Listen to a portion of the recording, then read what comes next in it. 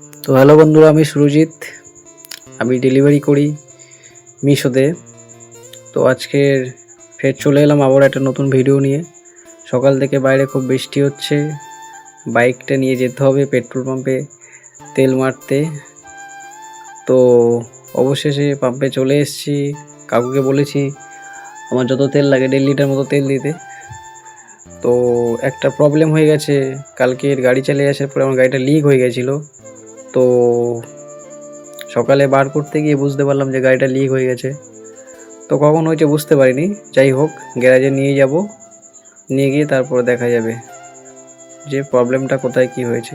সারাদিন গাড়িটা ছোটে, তো এবার কিভাবে কি হয়ে গেছে। যাই হোক, গ্যারাজে নিয়ে গেলে দেখা যাবে। তো এখানে কাকু তেল দিচ্ছে, তো চলো। তো গ্যারাজে নিয়ে এলাম গাড়িটা। তো গাইস দেখো, ওরে বাপ, এত বড় একটা পিড়া ফুটেছে, কি অবস্থা। ওই জন্য সকাল থেকে তো পেরেকটা দেখো, এত বড় পেরেক আমার গাড়ির মধ্যে ঢুকেছিল। যাই হোক, ভাই গাড়িটা সারাচ্ছে, ওকে বলেছি একটু ভাই তাড়া আছে, তাড়াতাড়ি করে দে আমাকে। তো ভাই ওর সব কাজ ফেলে রেখে আমার কাজটা আগে ধরেছে। তো দেখো লিকটা কীভাবে সারায় দিয়েছে একেবারে। কত বড় পিরাক ভাবছি। ওর ওই সলতেটা নিয়ে ওর ভেতর ঢুকিয়ে দিবে, দিয়ে ব্যাস ঢুকছিলই না। জোরে কত কষ্ট করে ভাইটা আমার জোর করে চেপে ঢুকিয়ে দিয়েছে। অনেক অনেক বহুত প্রেসারে অবশেষে জিনিসটাকে ভেতরে ঢোকানো গিয়েছে। তো অফিসে চলে এসেছি, মাল পড়ে আছে আমার দিকে, আর আমাদের অফিসে যারা যারা কাজ করে মাল সঠিক করছে। আমি এইমাত্র অফিসে ঢুকলাম।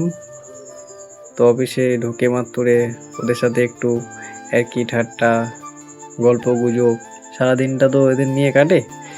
তো এখানেই আমার সব কিছু হয়। তো আসার পথে একটু টিফিন নিয়ে এসেছিলাম, এটাকে কি বলে জানি না, লুচি বলে, অনেকে বটোরা বলে। তো একদম নরম তুলতুলে, খেতেও খুব মজা।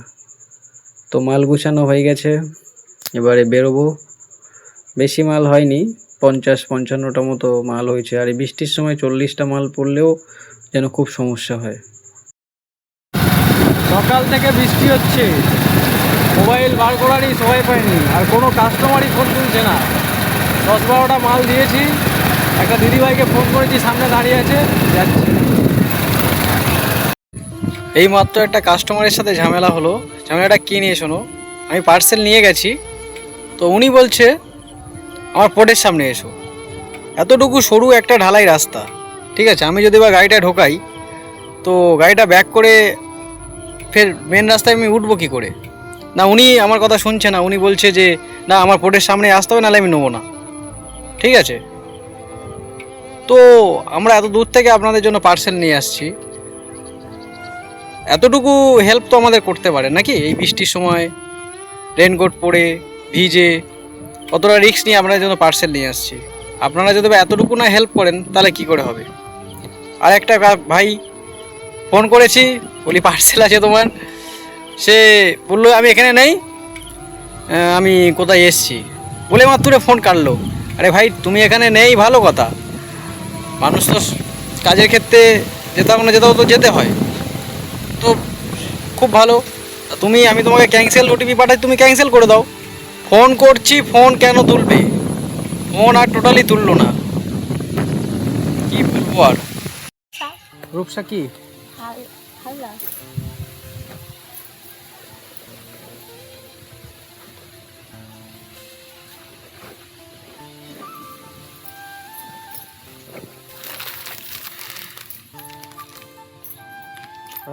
আপনার 135 টাকা।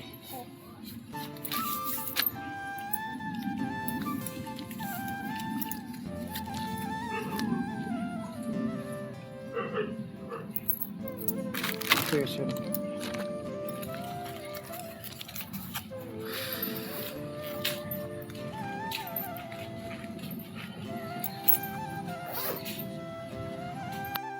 তো আর একটা দিদিভাইকে পার্সেল দিতে চলে এসেছি। হ্যাঁ আপনার 113 টাকা, 113।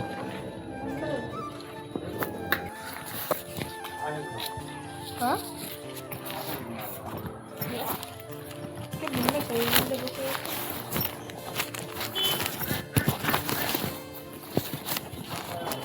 মা ছাগল কোটা নিয়ে গেছে। 120 দিলেন না? হ্যাঁ ঠিক আছে, সাতটা। এই নিন 7টা। ঠিক আছে। তো আর একটা দিদিভাইকে পার্সেল দিতে চলে এলাম। পূজা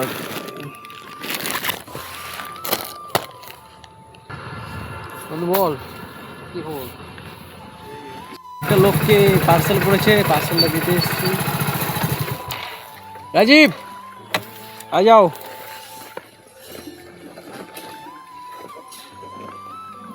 ভাই এত পার্সেল কিনিস, টাকা কোথায় পাস?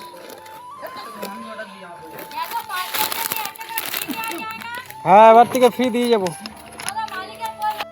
তো এই পর্যন্ত লাস্ট পার্সেল মেরে বাড়ি যাচ্ছি, কাজ শেষ হয়ে গেছে। তো আজকের কত আর্নিং করলাম তোমাদের সাথে শেয়ার করবো।